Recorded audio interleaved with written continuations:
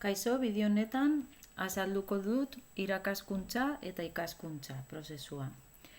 Ikasleen arteko komunikazioa eta elkarlana sustatzeko hainbat plataforma eskainiko diegu. 3 plataforma hain zuzen.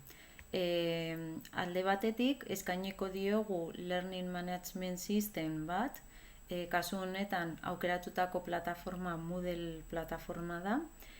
Eta Moodle barruan, orain ikusiko dugu Moodlea, hainbat baliabide eskainiko diogu ikasleei komunikazio eta elkarlana hori bermatzeko. Lehenengoa izango dira foroak, edukiko dugu orokorrean foro bat edo erronka bakoitzean foro konkretu bat, non eztabaidak sortuko dituzte ikasleek gai ezberdinetaz eztabaidatzeko.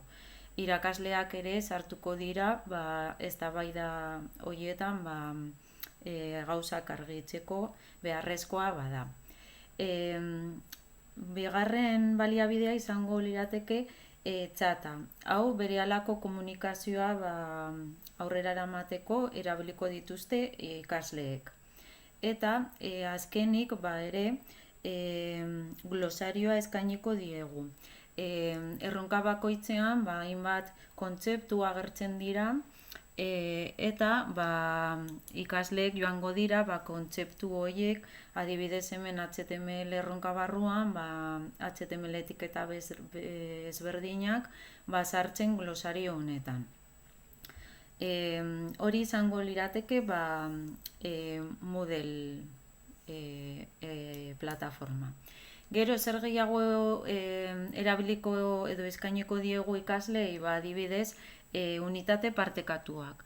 Hemen sortu dugu unitate partekatu bat ikasleentzat eta sortu ditugu karpeta bat erronka eta talde bakoitzarentzat.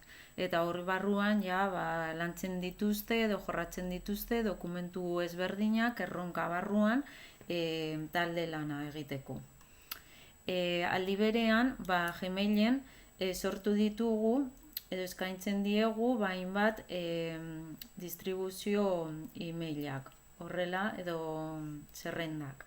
Horrela e-mail bitartez komunikazioa errazten da.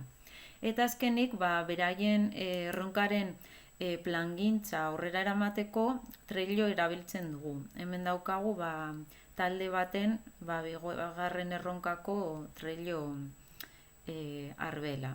Bere fitxa ezberdinekin, modulo ezberdinetan. Azkenik, azaldu behar dut, nik sortutako baliabide digitalak nola eskaini dizkien edo alduten eskuratu ikasleak. Hori Moodle bitartez egin dut. Orduan, joaten bagara lehenengo erronkara, hemen aurkitu dezakegu infografia, esteka bat izango, esteka bat da, eta